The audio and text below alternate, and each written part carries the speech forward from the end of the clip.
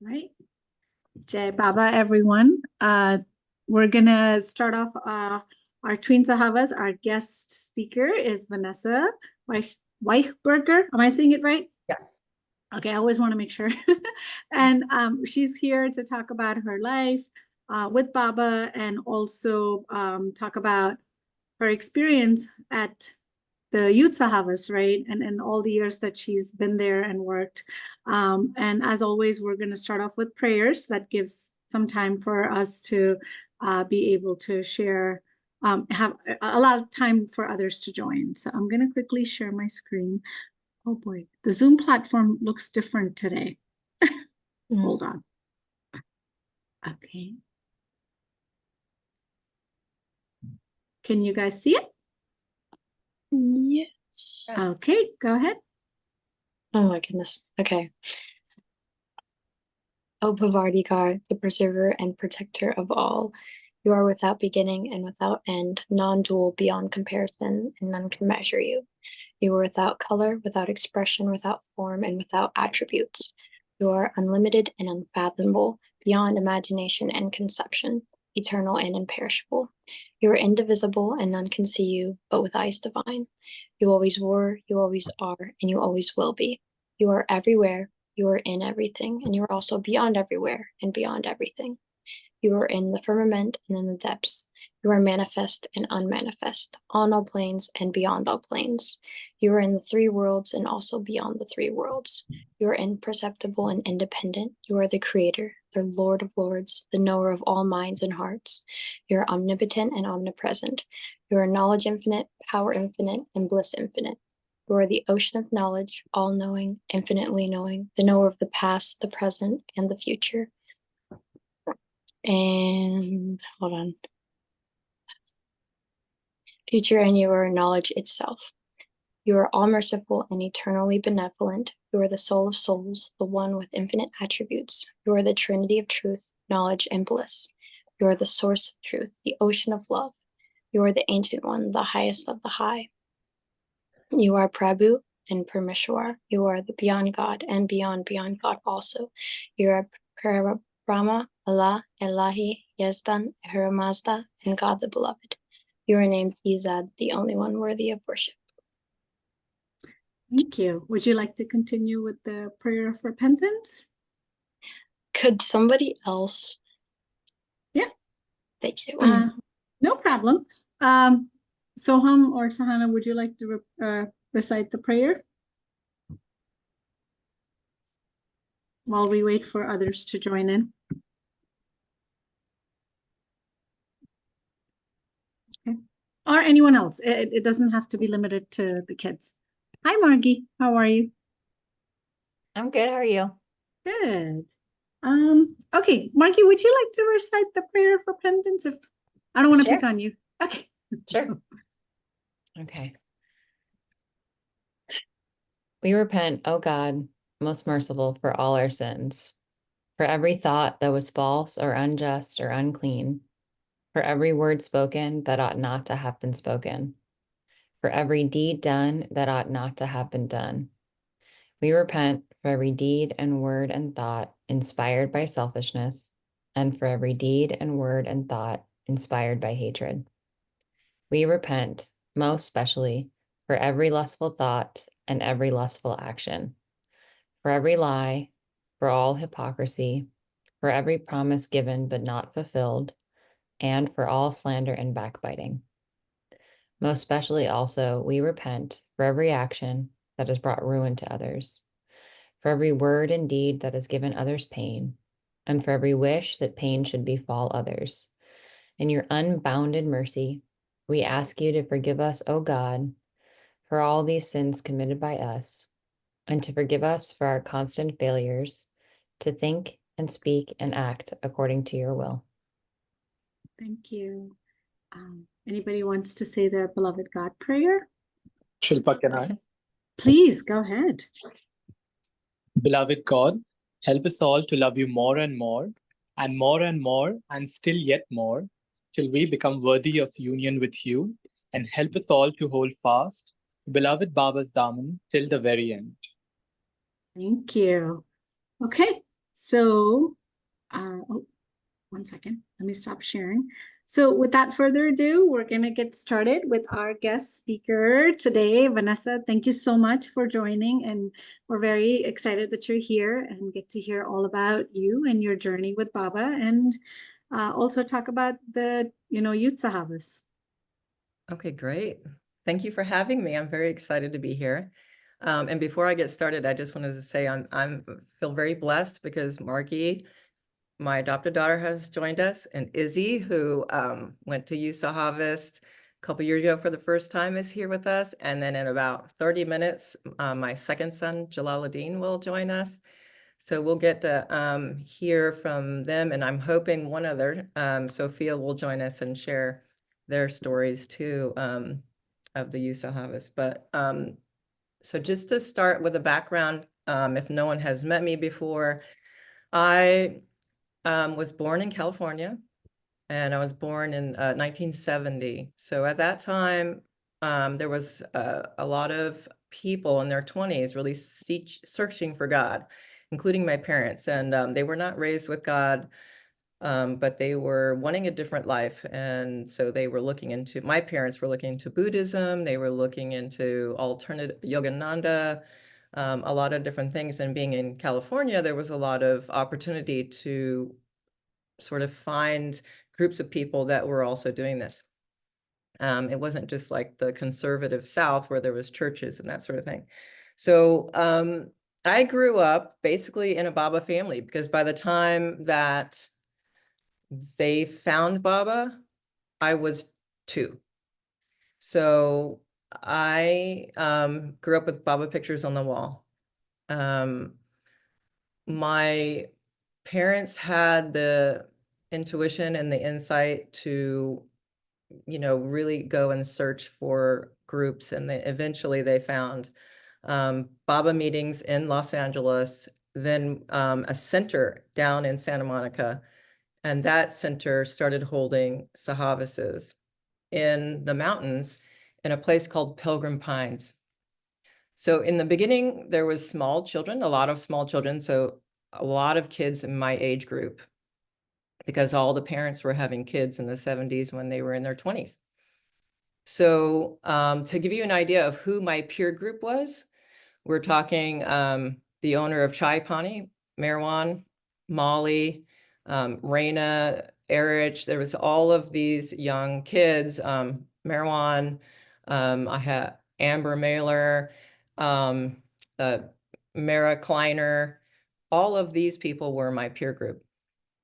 And a lot of my peer group went on to, Laurent Weichberger, my husband, also in my peer group, they went on to actually be mentored or to serve different Mandali members. Some of them moved to India and did that.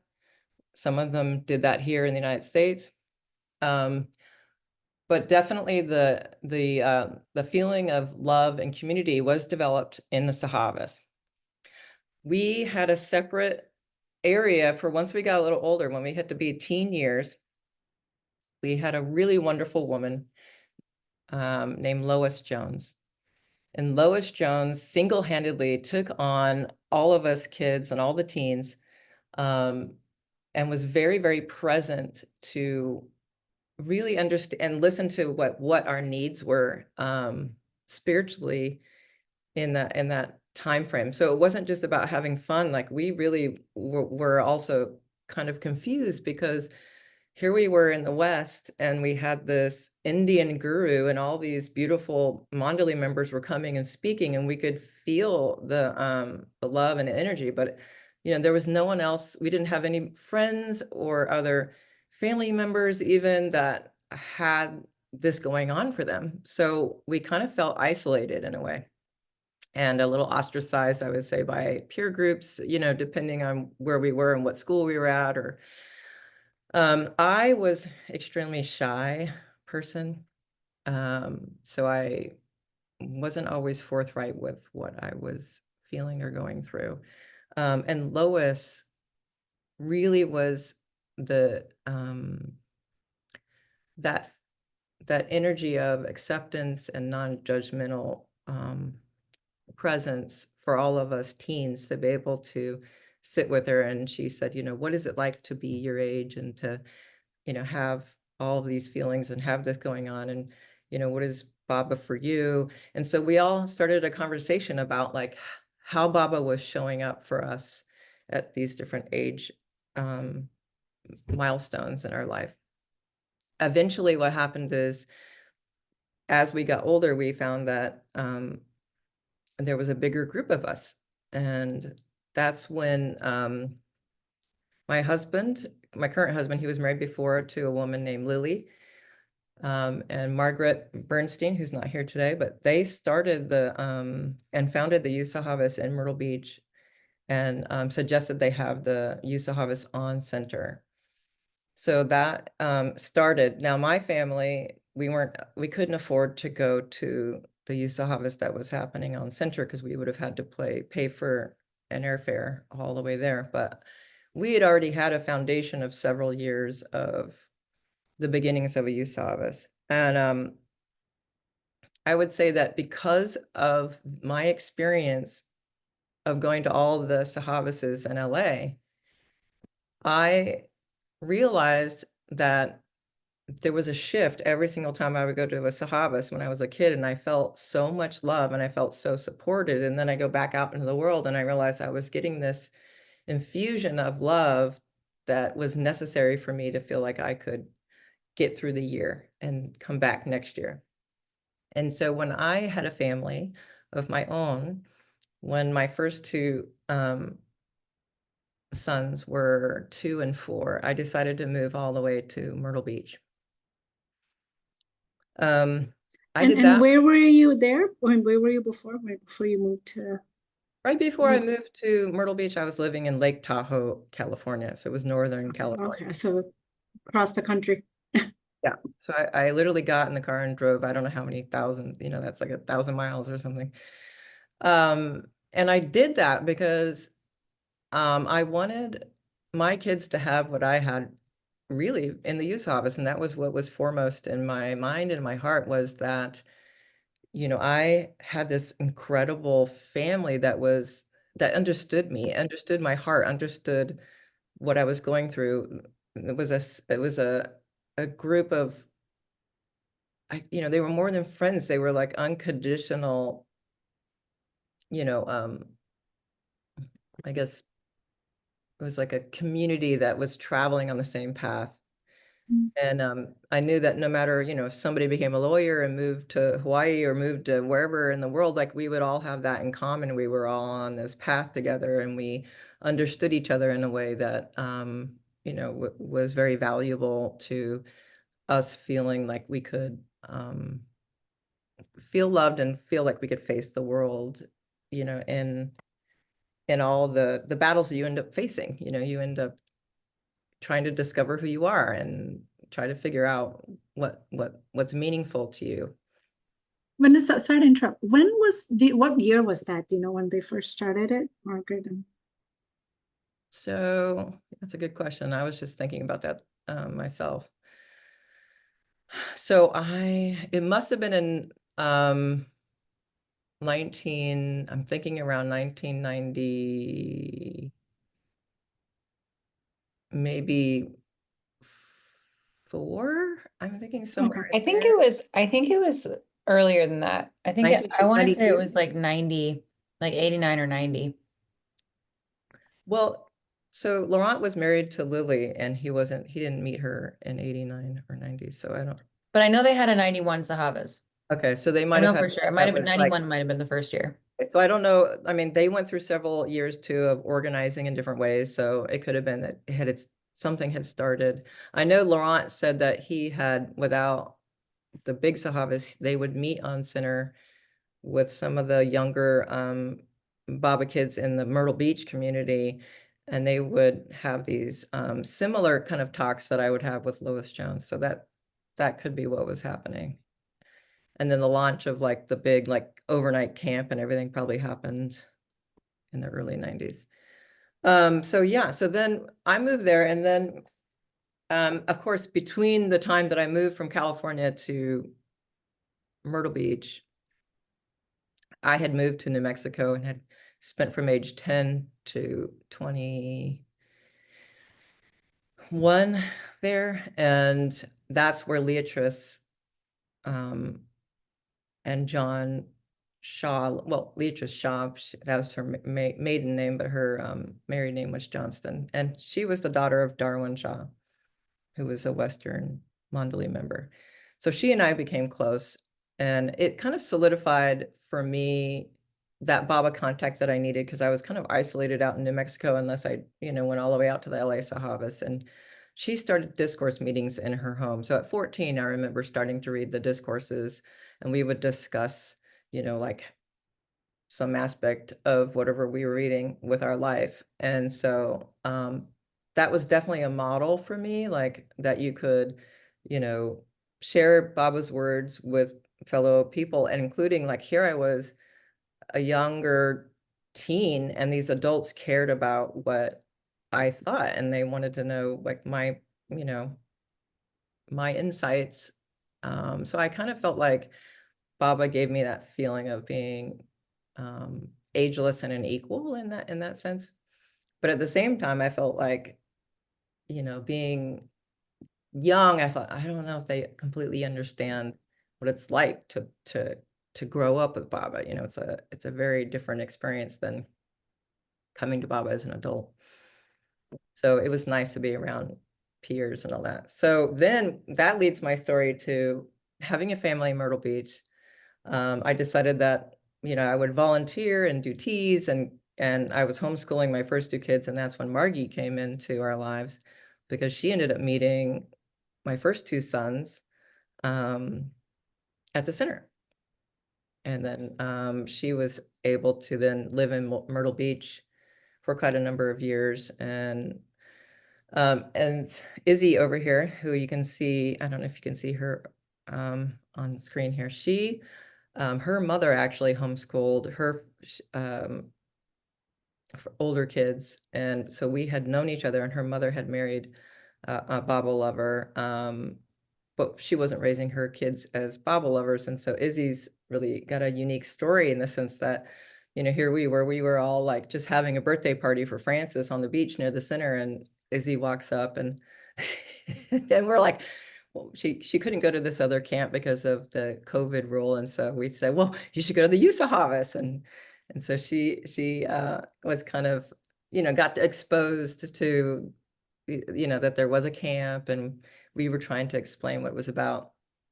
And I've really felt very much connected to the Youth Sahavas all these years. And I have recruited neighbor kids. I have literally, tried to just help as many people go as possible, because it's such a healing, wonderful atmosphere.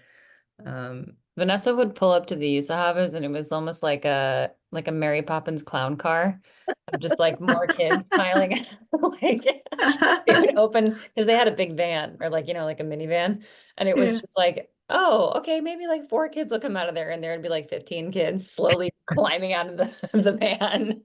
For some reason, when you said van, I'm thinking of a VW van with kids. Oh, that'd be great. Well, she did have one of those. Well, her mom does, and it was in our front yard for a long time.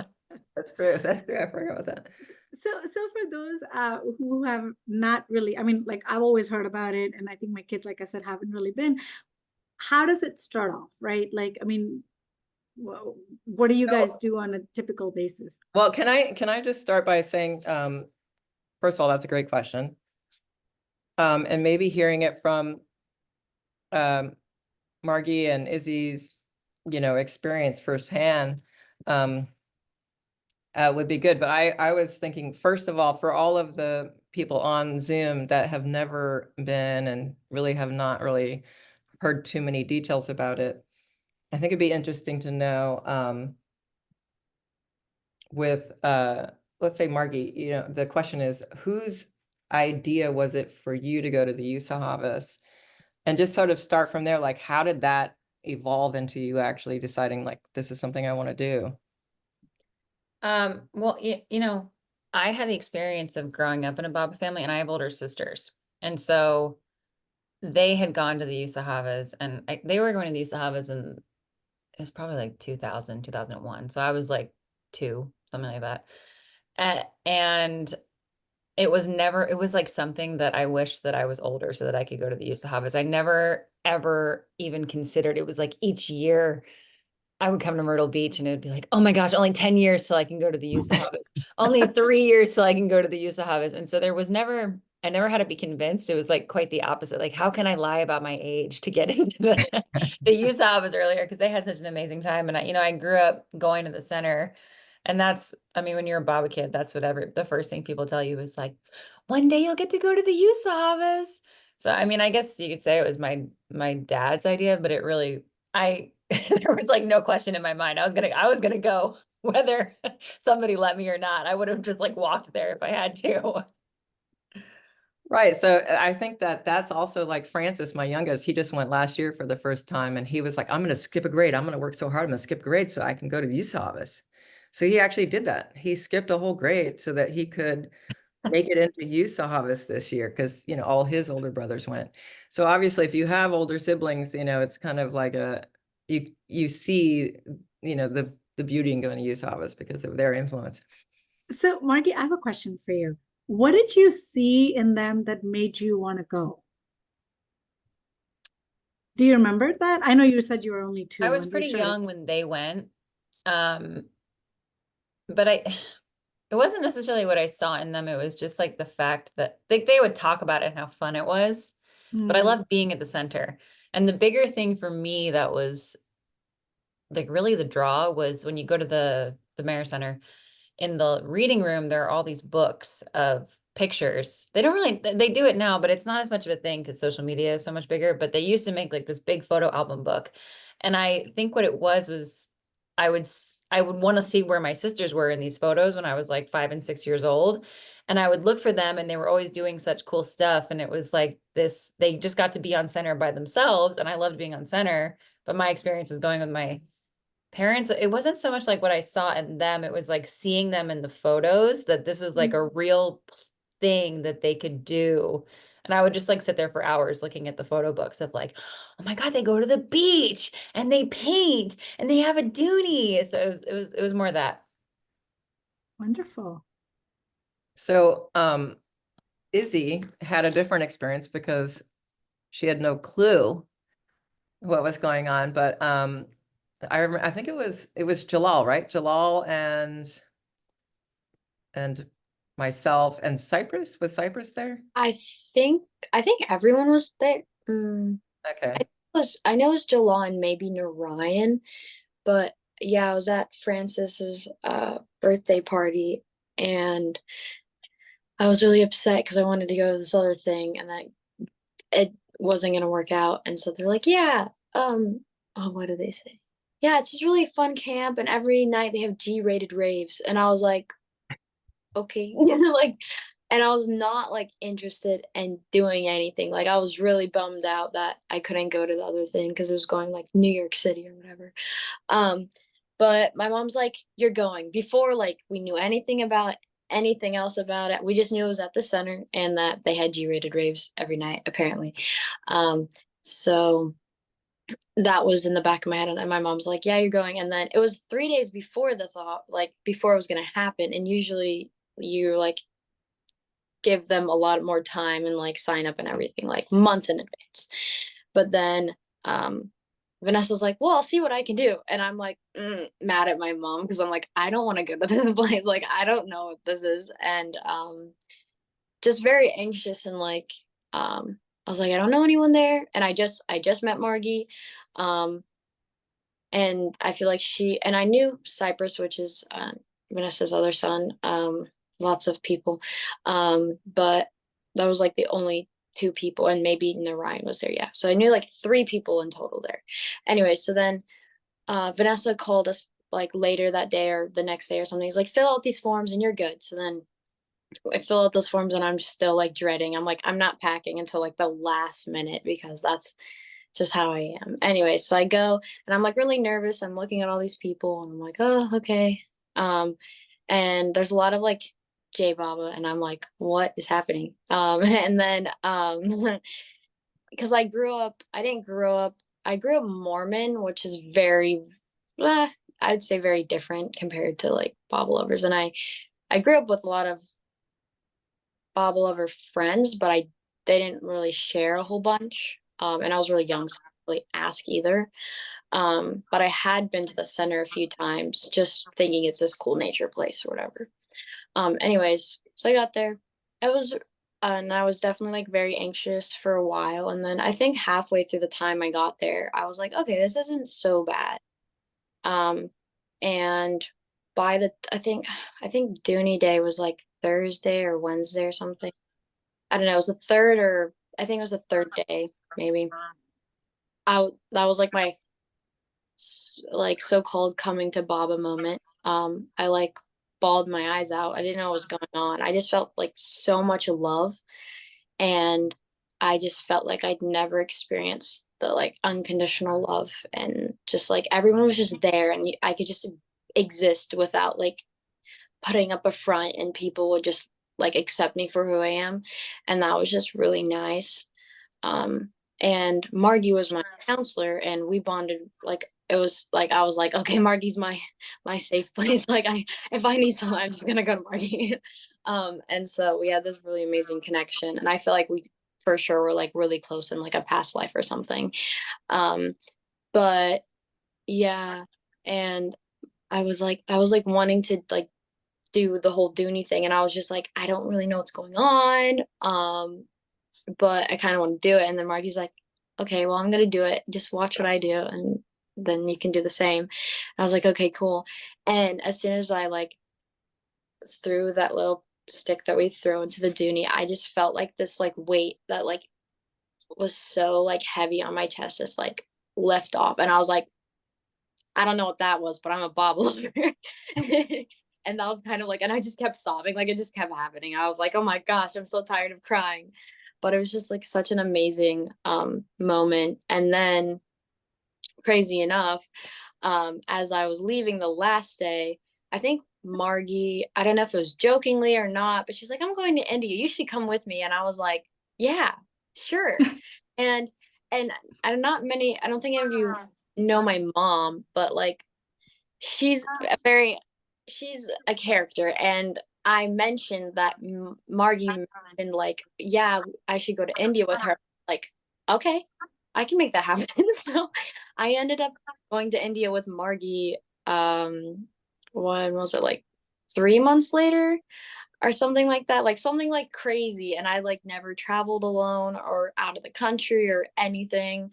And it was this amazing experience, and Margie made it very like special. And it was just like, I can't really like it was around this time last year. So like I saw some like memories come up a few days ago and today, and it was really nice to like look back on that. So Izzy, you went the first time last year? To India? No, to the Sahavas. Oh, Sahavas, 2022 was my first year. Oh, okay. Yeah. Yes. And you knew nothing about Baba before then? No, not really at all. I just knew it was maybe a person. Okay. Does anyone have questions? I just want to stop here and ask if anybody has any questions for Izzy or Vanessa or Margie. Okay, I do want to say that, not to interrupt, but we do have Margaret Bernstein on, who was one of the founders of the Youth Sahavas. And so we can ask her when the official Youth Sahavas kicked off, where they had the overnights. Margaret, would you like to chime in on that? Hello, beautiful people. So happy to see you. So anyway, yes, Jay Baba, thank you. So it's a long story. I'll probably have to have another session at some point, but basically in I'll just try to do a shorter version, but basically in 1989, the earthquake was happening in San Francisco, and I was in Myrtle Beach, which meant that I was delayed for a later time. I was delayed. Baba had me there for a longer time than I was expecting. Darwin actually told me that the earthquake was happening. So during that time, I went to what was then called the Mayor Minor meetings. And because a lot of you know that I grew up in a Baba family. Both my parents met Baba, and I was kind of this missing generation. So there weren't a lot of Baba lovers my age. And I was so craving that. And Baba knew that. Baba knew that I had a strong, relationship with Baba, and that I was really craving the youth. And also the other ingredient that I had was the fact that since my first time in the center when I was 15, every weekend that I was there, and I was there a lot, I was working with the Happy Club, which Wendy started, and Jane knew my involvement with the Happy Club. So when I heard Lily and Andrew, and there was one other guy, starts with an R, Lily's boyfriend, anyone can chime in. It starts with an R. Ralph. Please correct me if I'm wrong. They said, oh yeah, we want to have a retreat here at the center, but we don't think it'll ever happen. We don't think Jane will allow it, blah, blah, blah, blah. I'm like, hey guys, I'm going to talk to Jane. And at this point, the Mayor Miniatures was already happening in California during the LA Sahavas. Vanessa, were you involved in that? I was a Mayor Miniature. Yeah, so the Mayor Miniatures, actually, Lois doesn't get enough credit. So Sorry, Lois, what is the Mayor Miniatures? Was that another Sahavas for little kids? yeah, so Lois, and Vanessa can say more, but Lois Jones, who's a wonderful Baba lover in LA, she had been involved with Christian youth retreats, and she started this program called the Mayor Miniatures. So for the 5 days during LA Sahavas, that's where I first met Vanessa, actually, when she was a teenager and I was in my early 20s. We didn't really know each other too well. We just saw each other across the bonfire, the Dooney fire. But Lois had the Mayor Minister. She devoted her whole weekend to just being with the teenagers. Vanessa, do you want to say anything about that? I actually already did. I described that was fundamental for me to develop my sense of Baba community. And that's why I knew it was so important to move to Myrtle Beach so that my kids could have. Oh, that's awesome. See, Baba uses all these ingredients. He uses, it's like cooking something or making a necklace, this bead, this bead, this bead. That person has all three and we can just use it. And thank you, Baba, for that. Oh my goodness. Yes, so that Sandy Edelman. So when I was on the center, because of earthquake in San Francisco, I attended these mayor that now in Myrtle Beach are called Mayor Minor meetings. And that's when Lily and everybody was saying, oh yeah, we want to meet. So I went to Jane. I don't think I went to Jane then. I went to Jane in December. I was back in December. Margaret Krask was my godmother and my namesake. And I got to spend a lot of time with her at the time too. There was a whole other story with Bob and me and Miss Krask going on at the same time. And so, but this time, I'd been going to the meetings whenever, the Mayor Minor meetings, whenever I was in town. I think I'd gone in August that year too. So I walked to Jane. I had an appointment with Jane. I said, hey, Jane, we're thinking some teenagers had this idea of having a Mayor Minor retreat for a couple of days. We'd only use half the center. And she said, yes, darling, because she knew my work with kids at this point. At this point, I had been working with Happy Club for like 12 years. And she knew, because Miss Krask, I was her goddaughter, and she knew we had a really good relationship.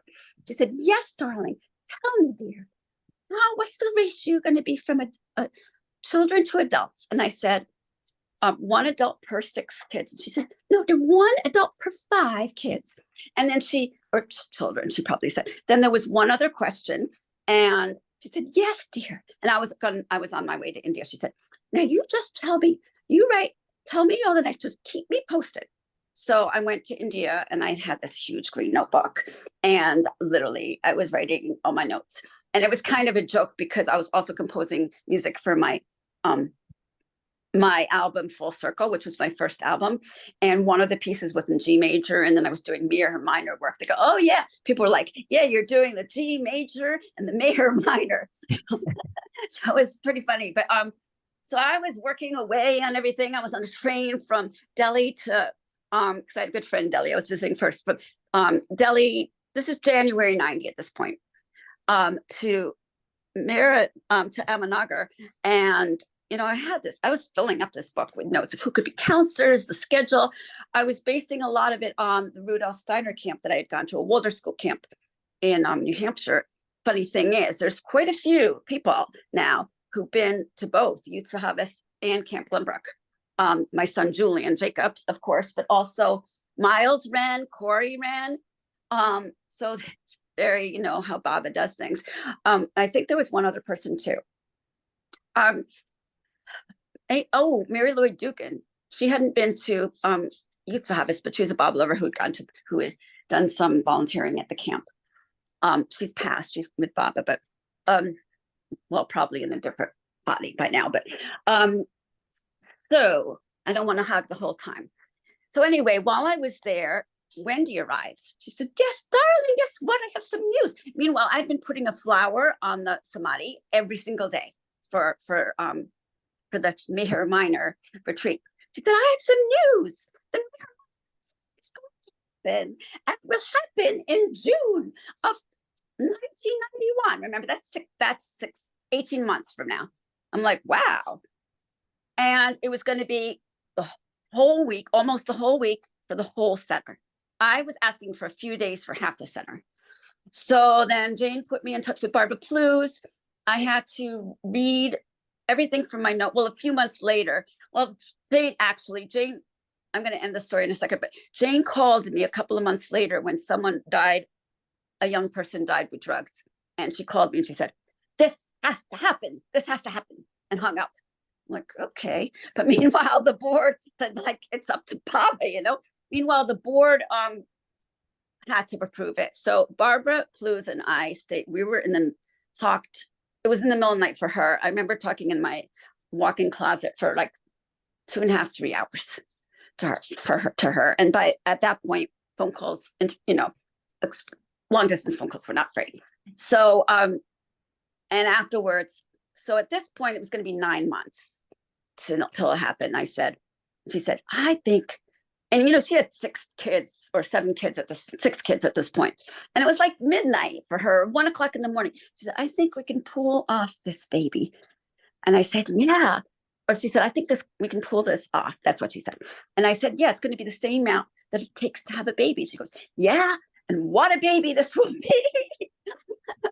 So then, a lot of different things happened. I had my ego squishing story, but that's a story for another time. Great story, but another time that happened, and my son's been involved with it since. What was that? I said, thank you so much for sharing that. I'm so happy that you came on, that you were able to give Thank you. Well, it's all Baba. So Baba used me as an instrument. So Baba used, this is the things that I learned from this, is Baba used me as an instrument to get this started. Not that I started, Baba used me as an instrument to get me started because I had the right ingredients. I loved teenagers. I had been a Baba lover for a long time. I had a fierce love for Baba, and I had an incredible passion and want for having been, I had never been able to have all the youth friends, Baba lovers. I would have loved that. So I was able to put that passion into helping to create something. And also I had a good relationship with Jane, and she knew my work with children. So Baba uses people with the right ingredients to get something started. The second thing I learned from it is when you do Baba's work, you have to get rid of your ego. And I was 28 when it happened, 27, 28, right before my 29th birthday. And I had an ego. I had an ego in Marshall. Nobody was giving me credit for all the work I did. I was squished. I was devastated. And I did get credit. Monty wrote me a letter. Different things happened. And then there's my famous ego squishing story. But it's incredibly important. And then I was able to go to do other work for Baba, my nonprofit organization with the Safe to the Arts program and Azalea Blossom and all that, knowing that this was Baba's work, and whatever happened, it was in Baba's hands. And because I was very attached to myself as part of Youth Sahavas. And Baba gave me the boot after 3 years. It wasn't like I decided, I'm going to leave now. When something ends, this is another important lesson, whatever it is, a job, a friendship, whatever it is, when a relationship, when something ends, it's because Baba has something else for us to do. And it's our time to go and willingly accept that we have another role to use to bring Baba's love to people. That's a great point, Margaret. And but before you go on, I wanted to ask you while you're still on, you know, you have a son that Julian, who we all adore, who is the same age as my first boys and Margie over here, and they went to Youth Sahavas at the same time. Can you, I mean, I know you can't really speak for him, but what would you say, you know, what was it like for you to see him go to the Youth Sahavas after all those years? And then how would you say that his relationship with Baba shifted after going? Well, thank you for asking that, Vanessa. I think you always had a strong relationship with Baba. Started taking him to the center when he was 3. And, you know, don't forget that Bunty, who's my mom, was his grandmother. So he grew up having a lot of Baba. You know, I know he had his own really strong connection with Baba. And, you know, he had Margie and Jalal and Narayan and Mirzad and other people. He got to grow up. A lot of other people he met when he was young too, Brian and Regina. And he was very fortunate that way. You know, and of course it's all Baba. So I had wanted to, you know, if it was Baba's will, I had always had this vision of doing a Mir Baba children's camp, which hopefully, if it's Baba's will still happen. I'm hoping on my farm sometime, but if it's Baba's will. So, so anyway, I had saved some money in a bank account for that. From different jobs I did, different things, and I put that in there. So I used that money to send Julian to Youth Sahavas for the first time. And, you know, he was a little nervous, I think, but he loved it. And then he kept on going. He ended up, you know, he had to pay for it himself after that, doing whatever odd jobs or whatever. So it was his, like, he made it his own. Like, he had to pay in order to go. Like, he had to make it. The first time, did he want to go, or was that something you Oh, had? yeah, he did. But I helped him out by giving him the money that I'd been saving for, you know, use for another youth, Baba youth program. Okay. So obviously he felt very moved by the experience, and then enough that he worked to even. Oh yeah, go on he's gone. I think there might have been, well, there was the pandemic for a while, but I mean, even as senior of high school, there was a conflict with his graduation, because June we have in New York State, it's ridiculous. We're like still having school until the end of June. So there was a conflict between his graduation and Youth Sahavas. He went for like 2 days and then flew back so we could be at his rehearsal. That's how much he wanted to be there. Other years he went and had to leave and go right to music camp. So yeah, and he still goes every year. He arranges his schedule so he can go and help out. He was a kitchen waller one year. He became a volunteer after that. Oh yeah. Yeah, so he was a kitchen waller one year, but most of all, he's been a counselor. And I think it's been really meaningful for him. And he had, you know, I'm not going to say names, but there was a friend of his who was counselor too, who was in the process of losing his mother. You probably know who this is, but and Julian was able to really bond with him. And I think Bobby used Julian to help with that. So I'm just really grateful that Baba has him there. And, you know, I say, like, I joke, I go, oh, my baby's at my baby. Because Youth Sahavas, I consider like baby. I consider myself the surrogate mom of Youth Sahavas. Like, I had a baby, I had to give it up, but, you know, I gave birth to it. So I said, my baby's at my baby. And, you know, now I do get recognition. You know, Buzz usually mentions me, and Julian will say what people would talked about, and other people give me credit. But my ego isn't involved in it. Margaret, thank you so much for being the seed for the Youth Sahavas. And I want to now, because Jalal has come on, and I don't want to miss. Awesome. And I'm happy to talk more about other things another time. Yeah, there's great stories. Thank you so much. I mean, because Mom, thank you, Margaret, with me getting it started. There were other things that happened. So lots of love to all of you. I love all of you. Thank you so much for having me. Thank you for responding to my text and joining. Because as soon as you said that, I texted her. But yes, please go ahead. And we also have some other kids who've joined. So once we're through this, it'll be great to have an interactive session with any questions. Well, I have this idea now that you're on. How much time do you have? We have till 5:30. Okay, so Jalal, do you have to jump off, or can you stay on? Yeah, I mean, I have the foreseeable future. Okay, so for everybody on board here, this is my son Jalal. We named him after Rumi the poet, so his full name is Jalaluddin. And his first Youth Sahavas was, you were a rising 8th grader, right? Yeah, Wait, I ended up getting 5 years of Sahavas. So my first year was the year after Julian was in. So I don't know if you covered that, but I'm trying to think what we haven't covered yet, which I want to be able to share with the rest of anybody who ends up on this Zoom. So maybe Margie and Izzy and you can all share about the kind of the format of Youth Sahavas so that people know what to expect, and to give that flavor of what it's like when you step on the property. What do you see? What happens? What's the schedule? Right. I mean, if you really want to start from the jump of it all, I mean, you go in, you walk up to the the gateway, sort of, you go in to get your packet. Your packet is, designed by the counselors you have. So it's always like pretty cool. They're always like, unique, and everyone gets their personalized. And then inside is like basically what's going to happen for your next week, like where you're going to be, who you're going to be with. So I think it's always fun. Yeah. When my first time, it was cool having the people on my list. I probably didn't really know many of them. I was in Greens. Anyone coming in, like as a boy, you're in Greens. That's a crazy experience. No, everybody, Greens is a cabin. There's many cabins on a large piece of virgin forest property, and the Greens is got lots of little rooms, and it's a kind of a big cabin with lots of rooms in it. Right. It's a cabin with multiple cabins in it. So that's why it's a crazy experience, because there's like at least 20, 30, maybe 40 kids in one area. You got like 4 people to a room, so you're packed in tight. But it's really great because, I mean, especially when you're first coming in, it's better to have a lot of people right there. When you first get there, you start to realize, okay, wow, I'm really not in civilization right now.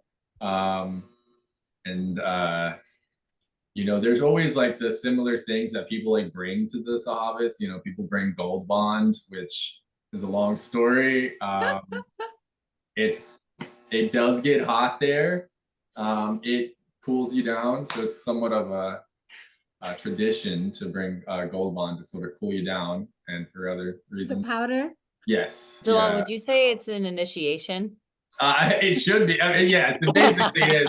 I mean, if you really want to talk about it, we one time took a leaf blower, plugged a Gold Bond into the intake of the leaf blower, and just it was just like the lake cabin. It was, I mean, probably not great for lung health, but Wait, can I just say one thing about Jalal and the formula of Youth Sahavas? Sorry, Jalal, I don't mean to interrupt you, but so I've been a counselor a couple years, since then, and the same counselor that was Jalal's counselor is still counseling. And so he developed this method because he heard that Jalal was going to be a rambunctious teenager. And so he got this idea that if he kept Jalal up for 2 days straight, that he could just have him sleep the rest of the time. And so now the whole thing is when there's a bunch of teenage boys together, there's a lot of rambunctiousness. And so this counselor, Jordan, he always shares this story about Jalal, that Jalal was awake for the first 2 days straight on like energy drinks and candy. And then at some point he finds Jalal passed out with his bag of candy in his arm and his energy drink in his hand. And this is now how, since then, they've dealt with the first year boys, is they keep them up for 2 days so they sleep the rest of the Sahavas. I can confirm that is. So are parents with you when you guys first go there? How does it work? Because I know it's usually just for kids, right? It's a handoff essentially at the gate. I mean, once you're in the gate, you're on your own.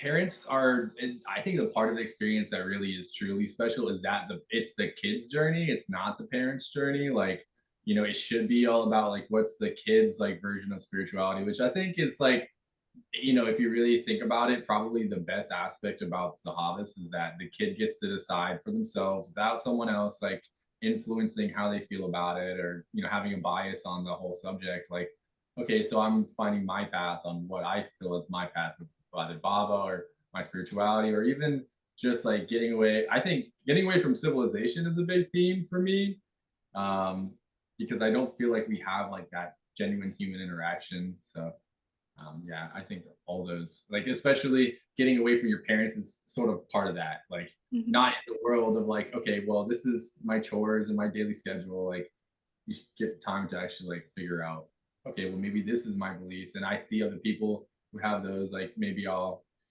start to cohabitate with those people. But there's also the pranks. The pranks are a really big part. I'm sorry, but they got out of hand many years. But I think that keeping a good spirit about things is key. Well, now that I have you captive here, I would like to ask the question: what was the best part of being at the Youth Sahavas for you? The food, 100%.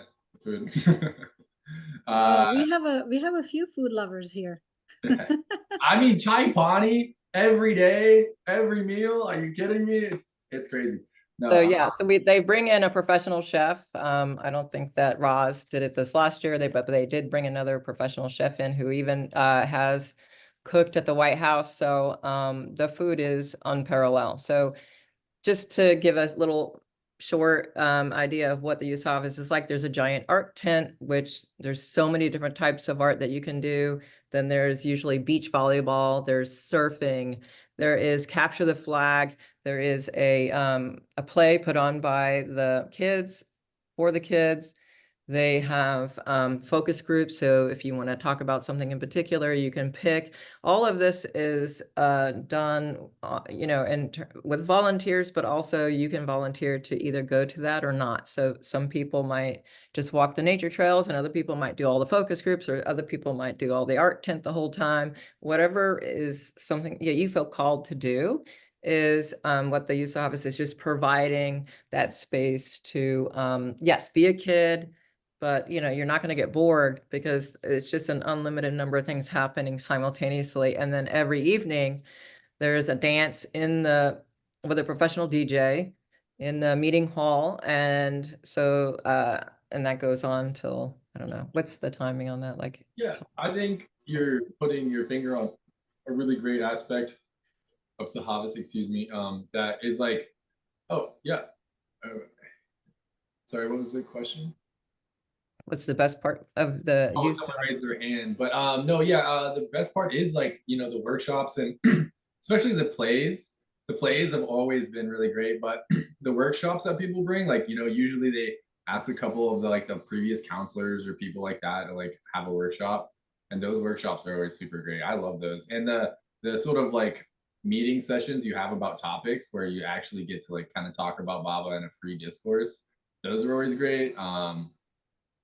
I think there's a lot of like, subjects we don't talk about in other settings, like especially with parents around. So I think it's good to have like that, where, you can just actually talk around peers and not have to be like, okay, well, is my mom listening to me say this? So.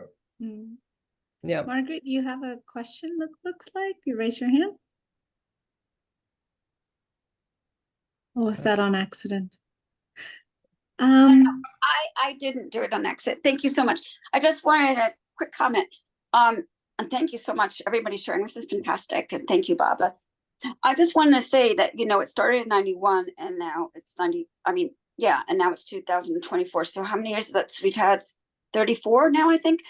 And there's definitely been an evolution. So every year there's been changes to accommodate the times and to accommodate the people, and things, improvements have been made. So it's really interesting. There's always been the because Baba had me implemented the discussion groups and the workshops, but there wasn't an art tent, for example, and a lot of things have been changed. So so I think it's wonderful to see it evolve. That's what I wanted to say, and thank you, Baba.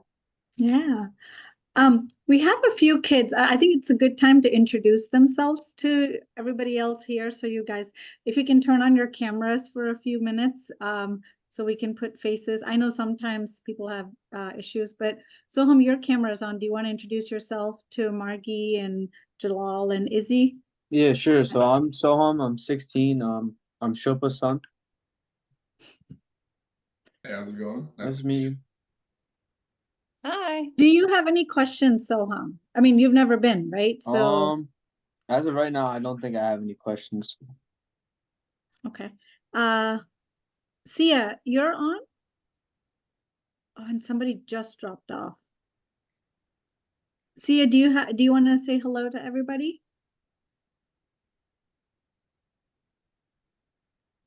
Let me see. It's not well. Hey, Papa. Hi, Shilpa, how are you? There's another Shilpa here. I'm good, thank you. So her daughter, Sia, do you want to verbally introduce your daughter to everyone? Oh, there she is. Ah, Say, there's the Papa. little one. This is Shilpa and this is Siri. Hi. Hi. Say, Jai, Papa. Oh, How old are you? 4. wow. Oh my gosh, you only have 10 years till you can go to kindergarten.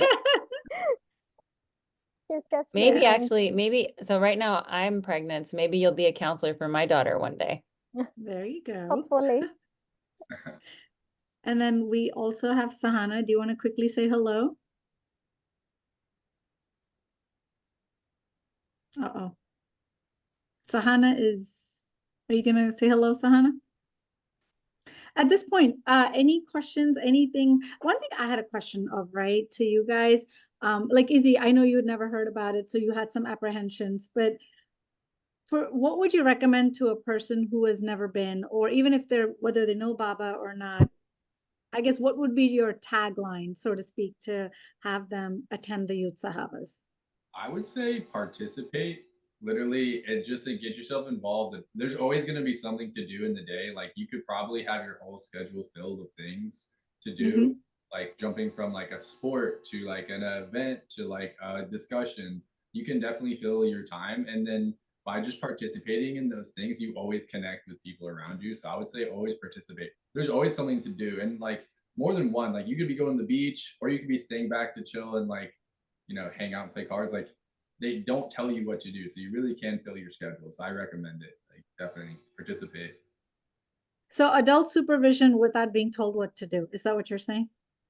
Yeah, they're always supervised. Yeah, you pick your own schedule. Crazy, I know concept. Yeah, right. Nobody's will after say, you to do the dishes. I think that I've been on staff.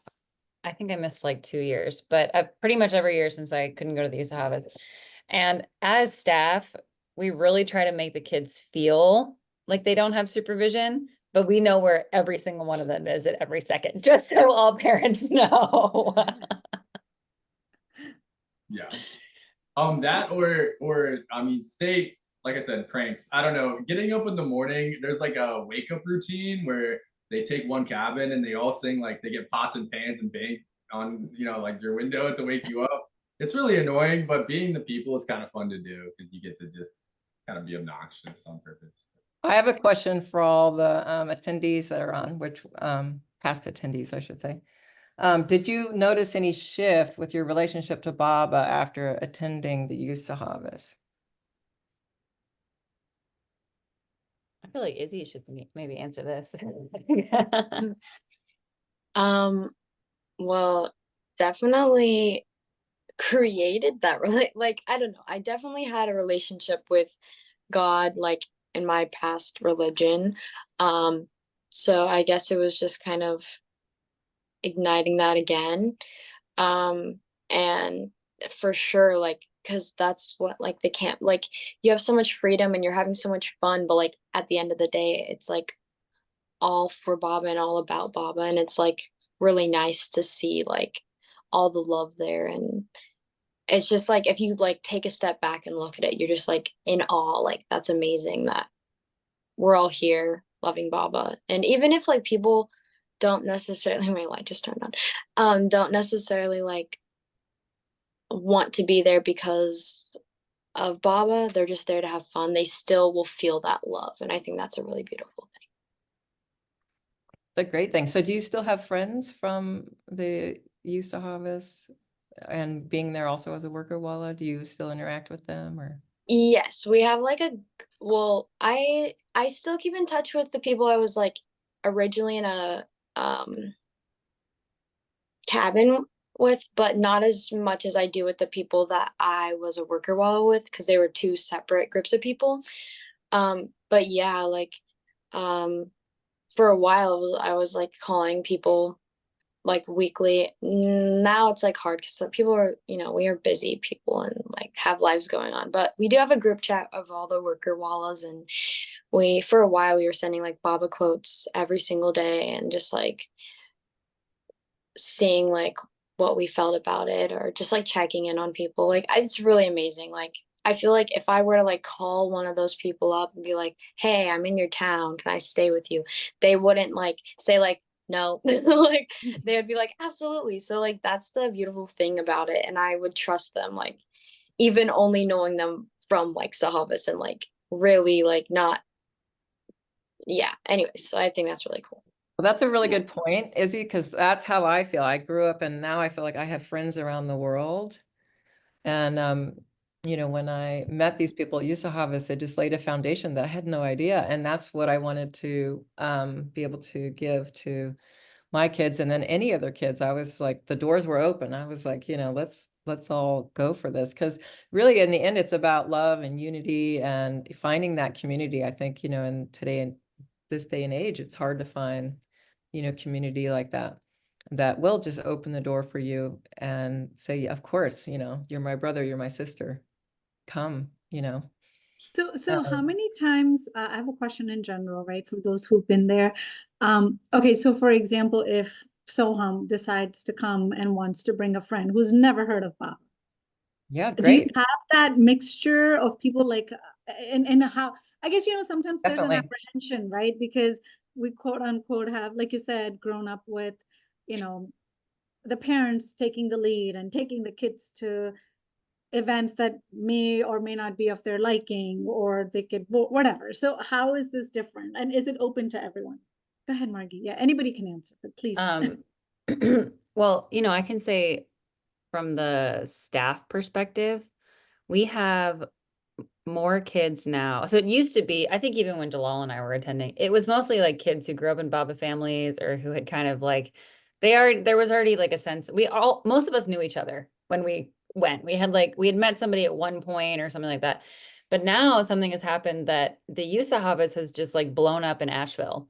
And so over half of, I would even say the majority of the participants are kids whose parents are not Baba lovers. And somebody who went to the Youth Sahavas last year told their parents, like their parents told this, oh yeah, we went to this, my kids went to this spiritual camp and it was great. And so what we try really hard to do is to impregnate the atmosphere with Baba, but not make it so that kids feel like they're at some conversion camp. Like it's kind of, Jalal was kind of speaking to this. There's like a lot of freedom in what you can do. And kids have the option to attend nothing, right? If they want to stay in their cabins the whole time or hang out in the boathouse, they totally can. But if they have an acute interest in Baba, it's so available to them. So I think a lot of these kids, because as a counselor, there's all these different staff roles, but as a counselor, I get a lot more time one-on-one with each of the kids. And you kind of figure out where they're at, and they might be like, yeah, I checked out like a discussion group or whatever. So there are kids that go and they just get Baba's love secondhand and they feel the community aspect of it. And then there are kids that go and they have these like transformative experiences with Baba, but none of it, we just give them space to kind of make it, like Jalal said, separate from their parents and exactly what they want in their spiritual journey. Mm-hmm. Yeah, I feel like there's a really like everyone feels this awful period right after you get back from Sahavas. Like it's like this Sahavas crash. And the reason I think, like it's sort of like Izzy and Mar, you were explaining, there's like a feeling when you get there, which I think like upon my own spiritual path, like I've been trying to put a name on like stuff, like what would that force or feeling or love be? It's like the Taoist said, like the way or whatever. I feel like even not knowing Baba, like these kids can go there and they're like, oh wow, these people are open, receptive, and they're giving love like on a in a way that you don't normally see in society. Like you get your pleasantries and small talk, but you don't get like people being real and connecting. So I think that really gets people and kids who are normally probably don't even think about spirituality to feel that like energy, and that directs them towards like, okay, well, what's the source of this? So I do feel like you feel that when you're there, and then when you're gone, it's like something's missing almost. Yeah, I also, something that, I mean, I can only really speak for myself, but I think the general intention of staff is like, all the staff are pretty much Baba lovers, right? Otherwise, I don't know if you come back and take like 2 weeks off of work. If some people do, I guess. But anyway, our intention is not to turn people into Baba lovers at all. Like that's Baba's job, and that's very clear. Like especially the counseling team, I was a worker while 1 year. I was done with that, and then I was like, I'm going to be a counselor. But our intention in those counseling meetings, and we also have like 3 days of what I would call like intense therapy before to get ready for it. It's not just like these kids show up, like they're all the different staff groups.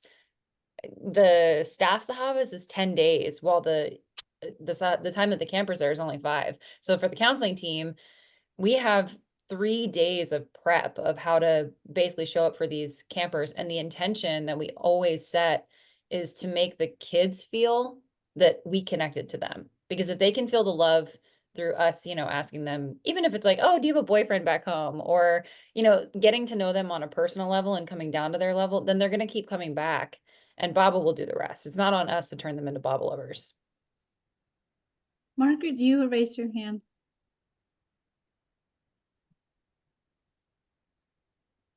Did you just call me? Yeah, you raised your hand. Yes, I did. Thank you. Thank you, Margie. That beautifully said, both of you. So I just wanted to say, so, I was involved with the Youth Sahavas. Baba had me to work on the Baba, getting it happening for 18 months. And then I was involved for the first 3 Youth Sahavas before Baba gave me the boot. But so my experience was doing the first Youth Sahavas, and doing things. So Molly Arani and I were both in California, and we were on the way to Ballstock, which now there's it's called Marijuana, but there wasn't before. It was just on someone's property. So I remember we were doing the cabin assignments, and the pages would be flying out of the truck, and we'd have to stop the truck, and then we'd have to get the pages again. And we thought we were doing we didn't know who a lot of these people were. And we thought we were, doing it. But it was so clear once, when the Youth Sahavas started, that Bob arranged, we couldn't have known some of these things. Bob arranged every single person. It was so clear, whether they knew about Baba beforehand or they didn't, they were supposed to be there, and they were in the exact cabin with the exact counselor that they needed to have for their own transformation. For example, I was the counselor for 7 beautiful girls who were now all adults, obviously, including Mayor Kleiner, Marlena Applebaum, a lot of different people. All of a sudden I can't think of the name of it, where Miss Crest, my godmother, used to live. And, she was a ballet dancer, my godmother. And little did Molly and I know, because Bob knew, that 2 of the beautiful 7 girls were professional ballet dancers. So they were practicing. One is Sophia Mintz, actually, you might know her. The other one had a father, Marvin Schaefer, who was a Baba lover, but she really didn't know that much about Baba. She was not Michelle's daughter, Michelle's stepdaughter. So they were practicing bar every night. And I was like, wow, Baba, Miss Crest would love this in her old house. And so that's one thing that Baba made really clear to me, that the new people, old people, whatever, you're there because Baba wanted you there, and you have the exact cabin, the exact counselors that Baba is orchestrating everything. Bob is the one who's orchestrating everything. We're just channels. And the other thing, Margie, it was so lovely to hear you talk about this, because, when we started, there was no Youth Sahavas before that. So there was nobody who had been, none of the staff had been in Youth Sahavas before that. So it's wonderful that we have staff now, including my son, including, Margie, who and I don't know, Izzy, if you're on staff, I think you said you are, but who have actually been campers in Youth Sahavas. So you have such wisdom and such love and are so very clarity, and sounds like incredible boundaries and just being instruments again that Bob is using. So that's such a beautiful thing that now we have counselors and staff who've been through Youth Sahavas, and that's a Baba blessing. So thank you. Thank you. Can I open up the floor to any other questions that anyone has? I know it's almost 5:15, just to make sure. Anything else anybody wants to share? This is great. I think the last thing we do is pretty cool. We all like connect hands and walk all the way from one side of the Baba Center to the other. It's actually pretty ridiculous how far the line gets. Like, it's kind of fun. It's like a big, what are those monkeys used to connect together? Whatever. Yeah, it's fun. Yeah. My memory of that, the first time I was like, my favorite thing, because one of my love languages is physical touch, and I was like, oh my gosh, we're all holding hands. And then I was also sobbing because I was like, oh, we have to leave. But definitely a very beautiful experience, and I think it was very, very cool to be able to be a part of that. Go ahead, Caroline. You raised your hand. Oh, I'm Christina. Oh, sorry. Riley. I'm so sorry. Christina Riley. I don't know why I said, I'm so sorry. Christina. This has been really marvelous for me to just hear this. I have not had any connection with the Youth Sahavas, though I think I'm actually the oldest person who was born and raised in a Baba family, like in this country. Wow. And I mean, I've like tried to figure that out, and I think I am. Alive, because alive, yeah. Well, of course. That's yeah. And I just really have not understood the Youth Sahavas. It's like, what is this thing? And not that it's anything weird, but I knew Lois for many years in Los Angeles, and I knew her dedication to young people.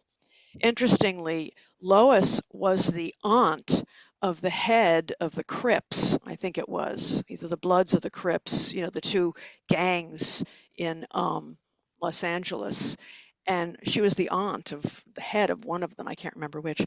But, so she had this feeling about the future of youth that, was not just about the Baba community and about, I'm just mentioning that because that's an angle on Lois you might not know. So she was like at her core dedicated to the future of youth. And anyway, one of my impressions of the Youth Sahavas was that it was kind of cliquish, and I had a conversation at the beginning of the meeting here with Vanessa about, it's cliques, and she clarified and she said, no, it's not a clique. And, I thought, okay. And so just listening here, what I'm getting is that it's the development of a peer group. And a peer group is tremendously important as you go forward in life, just like everyone's been saying, I mean, that's what happens at, Ivy League boarding schools or, whatever. You develop a peer group and it serves you as you become an adult and, through your whole life. And I think it's just wonderful that this is an opportunity to create a peer group within loosely an association with Meher Baba. Just like you're saying, you don't have to have that association, but you're still going to get that peer group. And I think that's just wonderful. I'm kind of like Margaret, although I think I'm like, although I don't look it, not that anybody looks their age, but I'm like a bit older than Margaret. And you know, there were no people who were involved with Meher Baba that were my age. Zero. And, you know, the aughts children were a little younger than me by maybe 5 years or so. And, you know, it was extremely isolating. But that just, I was thinking about that as everyone was talking, and your development with your master, Jesus, you know, Krishna, Meher Baba, you know, your development with your master, whoever that might be, maybe God impersonal, is not dependent upon a group. It's a wonderful thing. And, you know, heads up, that's why churches exist, you know, so that there can be a place where others who feel the same love for God can join together and share that. That it's, you know, relationship, and my circumstance was that I didn't have that available. But it didn't mean that my relationship with my master is, you know, somehow, my journey with my master was that way. So, you know, the peer group part of it have such an opportunity.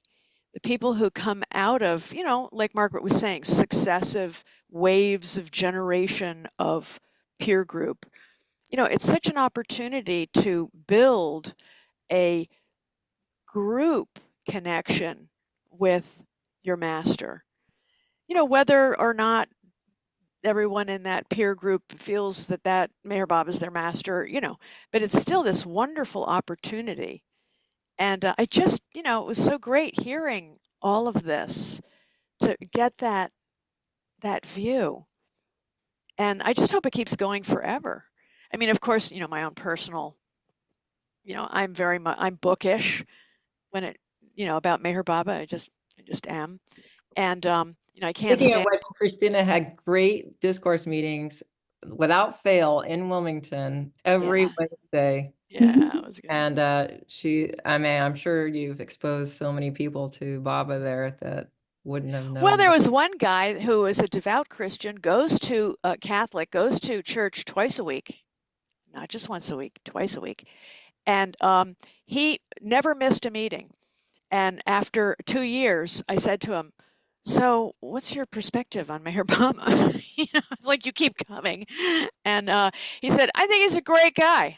I don't think he's God, but he's like, he says everything Jesus says. I don't think he's God." But I mean, you know, so whatever. He keeps coming. Okay, I want to speak to your point because you made a great point, which is the peer group can be very incredible, and that's really what motivated me in a lot of bringing these kids to the thing. But I did get permission from a young, well, she's probably in her 30s now. I think every year's young, but she ended up going to the Youth Sahavas because everybody said to go to the Youth Sahavas. She was resistant, but this is the experience that she ended up having, and I'll read her text. She said, and I didn't think I would like it. But honestly, looking back, going to a competitive school with friends who were super social and super rich and super judgmental and kind of mean to each other and starving themselves to lose 2.5 pounds and so on and so forth. I think it made me a little stuck up too, and sometimes standoffish.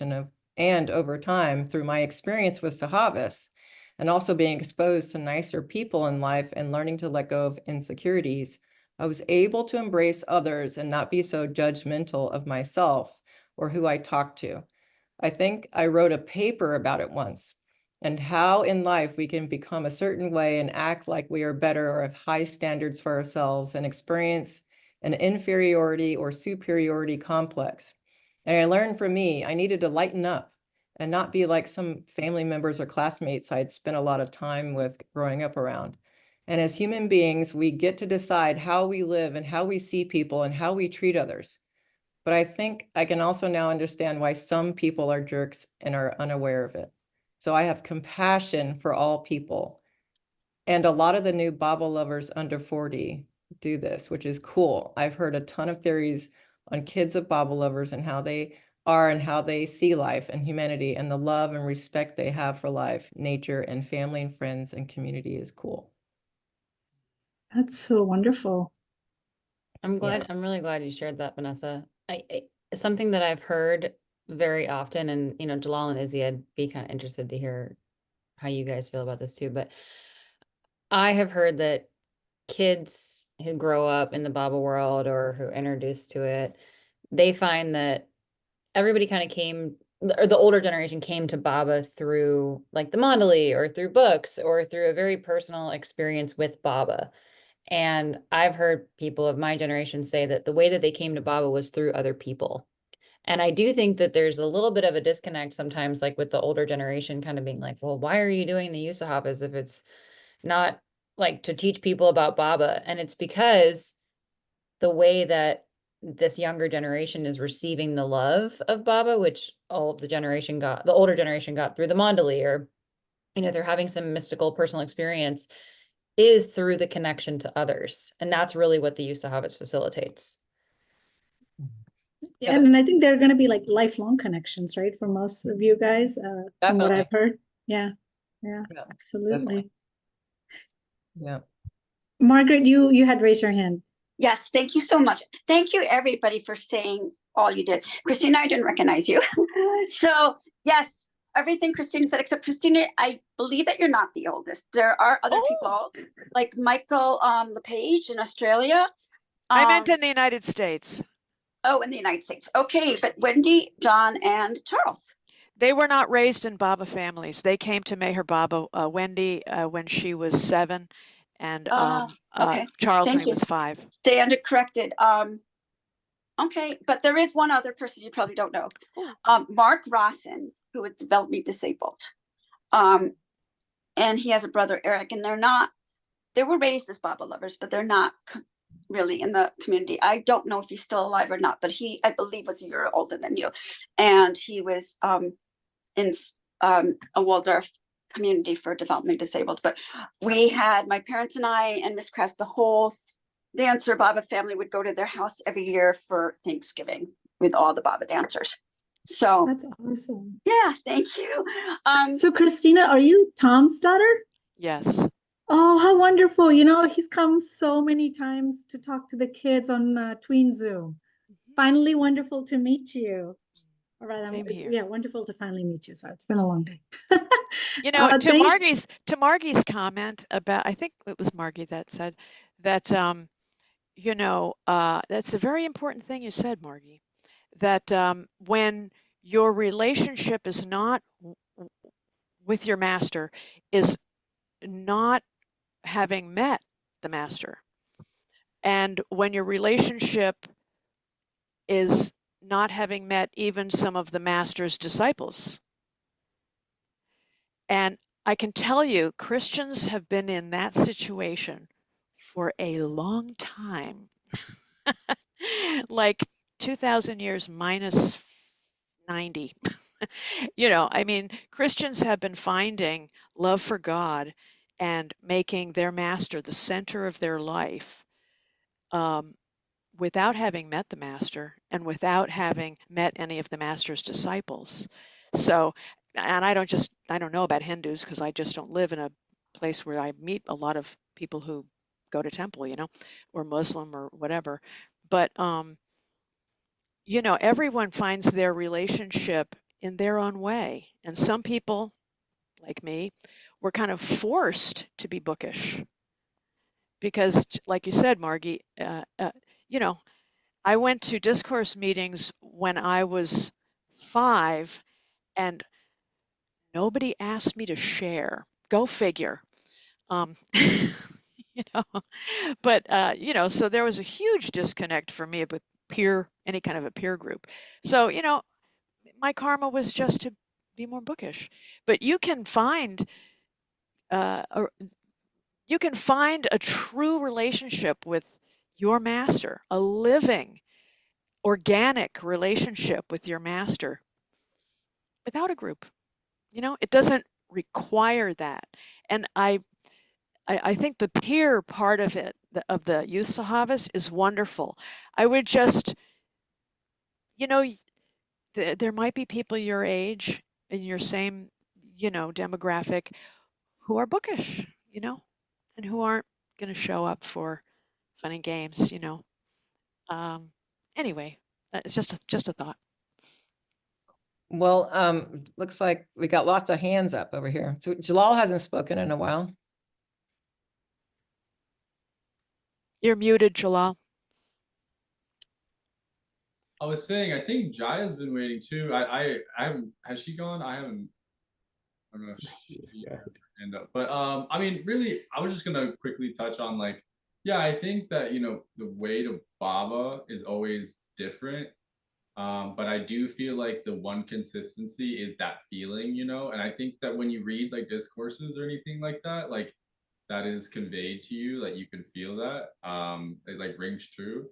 But yeah, so just kind of going off what you were saying, I think that when you're there, you're not looking for the external source, like you're feeling the Baba through other people. And in my opinion, like it kind of, that's what it should feel like, I think, is like you start to understand. That's why maybe when you're outside in the world, like and around, societal constrictions, like, yeah, this is superiority, inferiority, like, you have like your defenses up. And I think that one of the things that's really great about Sahavas, you can like let them down and be who you are, because you feel that sort of that energy or that, and that's your connection to Baba. And yeah, you could do it through books as well, because that's still connecting with the person. I think books is just like connecting with the authors of Baba, and that, or whoever wrote it, who's obviously passionate about Baba. So yeah, I think there's many paths, but Baba, the Sahavas definitely is like a crash course in feeling like what it's like to feel Baba's like energy, in my opinion. Yeah, for sure. Thank you. I think Margaret, you wanted to speak. I'm sorry. I know you were speaking earlier. Margaret, you're muted. Yes. Yeah, thank you. Yeah, I had more to say before, and thank you so much. I'll make it quick. First of all, Christina, when I was in 1995, Christina was the editor for Love Street Lamppost, and she had asked me to write an article about how Youth Sahavas came about. By the way, Christina, do you know if you still have that article? Do you still have the? I have every issue somewhere. Wow. At some point, could you please send me a copy, because people have asked me to write a book or write a chapter for a book that's being written. I'll make a note of that. That would be awesome. My email is just my name, Margaret Jean Bernstein, JEAN is my middle name, 7@gmail. That would be wonderful. Thank you. And like Christina, the next thing was, like Christina said, there were a few of us who were around the same age, but we didn't necessarily get to meet each other. We were in different geographic places. Like there were Summers in California. Christina was in Myrtle Beach. Gabriella was in Washington, D.C. I mean, there were some people. And then, of course, your brother, Damien, and then there was Laura. Not Laura. Laura's older, Shelley. Shelley. What was that? Shelley, yeah. So I knew of some people, but I mean, I heard about more when I was there in 16. I did not get to go to the center until I was 15. That's a whole other story, even though I was born in a Baba family. So I heard, of different people, but we didn't really know each other. That's what, we didn't really know each other. It wasn't a community like no peer group. Now. Yeah. Exactly. Yeah.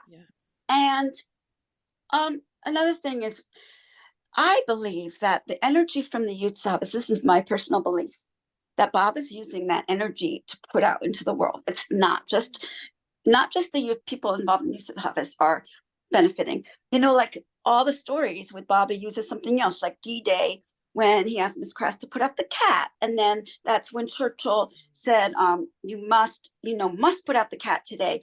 And the troops turned around. Or there was another story when somebody had to throw in a bicycle and save a life. So Baba uses things. And I definitely 100% believe that Baba is using Youth Sahavas to put positive energy in the world. We're not going to know exactly how that goes. And Christina, I don't want to keep on harboring this part, but I think there is one other person who's older than you, Viola Marx. Who? Viola Marx. Fiona. Could be. Viola Marx. Is she in America? Oh yes, she's the daughter of the dancer Ella Marx. Oh, okay. Yeah. And I met her when I was 10 and because Miss Krask used to, that's a whole other story. But, great, but that's yeah. all. Like I'm great friends with her now. But we used to have Miss Krask Baba birthday parties at our house growing up. I'll say that another time. All right. I think I'm complete now. I love all of you. Thank you so much for the honor to be able to share. I hope to see you guys soon. Jai Baba. Thank you. So Soham's here with me because his phone died. Yeah. Oh, But yeah, thank you so much. We're at 5:31. I know we've held you guys up for some time. For those who, thank you so much. Is there anyone, I want to make sure people get their last thoughts in I before think we say Jaya had goodbye. their hand up, had her Yeah. hand up. Go ahead. Jai Baba. Jai Baba, everyone. Too well. Right. I'm Jayashree from Hyderabad. This is Shilpa's Mamla. Yes, I think most of them, they recognize me. Okay. Yeah, this is a very nice session of that regarding that Youth Sahavas. And always just I want to add one, few more things to that, is that any children's Savas or youth Savas, as well as magazines or any adult Savas, anything that is just introducing introducing Baba to everyone. It is that they need not be Baba lovers to attend any programs, or anyone can attend anything there, but it's their own time. Baba will take over. Only our idea is. Oh, you went on mute or something. We can't hear you. Say that again, Jaya. You cut out. Yeah. Hello? Yeah, you covered Is up it your okay now? microphone. You covered up your Now, microphone. Say it again. now is it okay, Christina? Yes. Yeah. Yeah, we can hear you now. Yes. Now, just hearing everyone, that is very good idea about that youth savas and good concept. And then I just really enjoyed this session. And thank you, everyone. And then my father used to say, I'm from Baba's family. And then my father used to say, just our duty is just to introduce everyone to the Baba, and rest Baba will take over. So whether Baba lovers or not, anyone can attend, like children's savas or youth savas or adult savas. And it gives a lot of energy. Afterwards, you can feel the change in you. But this everybody that need not be a Baba lover, but Baba will take over. Baba lover means it is just introduce them to Baba. That my father used to say, he used to give that magazines to everyone about pamphlets about regarding Baba's messages. But in their own time, that Baba will give them that whether by that rest of the things Baba will take over. Whether whenever their time comes, that is my just my message to everyone, that that is Baba will take over. Baba will take over. Just our duty is just to introduce them and enjoy his this Savas programs and everything. It is really overwhelming, and anything, and you get energy. That energy boost up. Then only whoever participates or whoever they enjoy that. They enjoy that.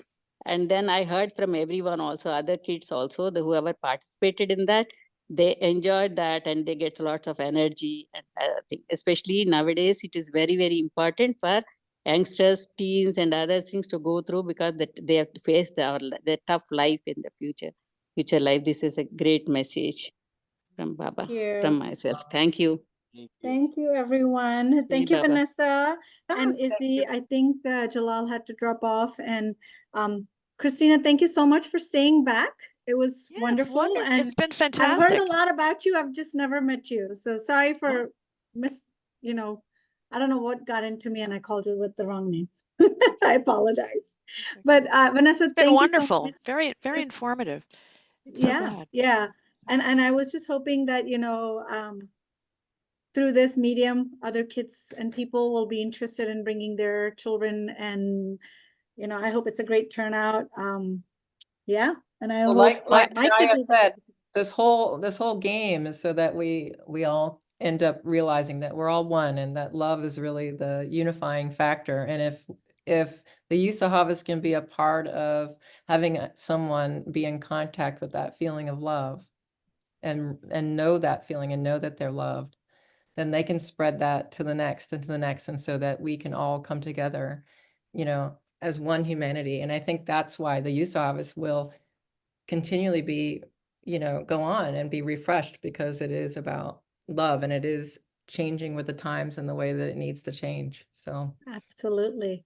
Well, thank you. And let us, so it's always the last weekend in, or the week of July, or does it the change third now? week Changes. Yeah, it It does. changes. has changed, so you have to check in with the center, but usually it's the third week of July. And when do we usually get the email? Like in the beginning of the year? I thought spring, Usually right? like in the spring, like Yeah, April, that's what I May. remember. Okay.